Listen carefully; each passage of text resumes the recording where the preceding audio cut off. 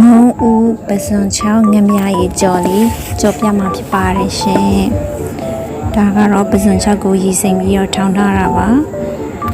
စီပူလာပြီဆိုရင်ကျက်သွန်လေးကိုအရင်ဦးဆုံးစီတက်ပါမယ်ကျက်သွန်လေးတွေနွင်းလာပြီဆိုရင်တော့ကျက်သွန်ဖြူထောင်ထားတာလေးကိုထည့်ပြီးတော့စီတက်ပါမယ်အယောင်အတွက်ကနနွေးမုတ်အယောင်တင်မုတ်ကိုထည့်မယ်ဒါကတော့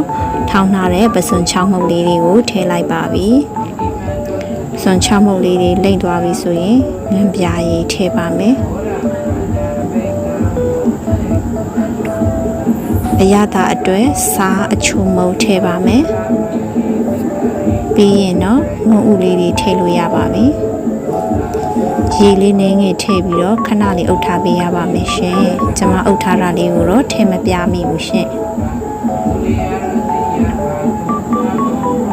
အခုလိုနေထားရသွားပြီဆိုရင်တော့အယုတ်သီးမှုတ်ကိုစားနိုင်တယ်လို့အဆက်ထည့်ပြီးတော့မှ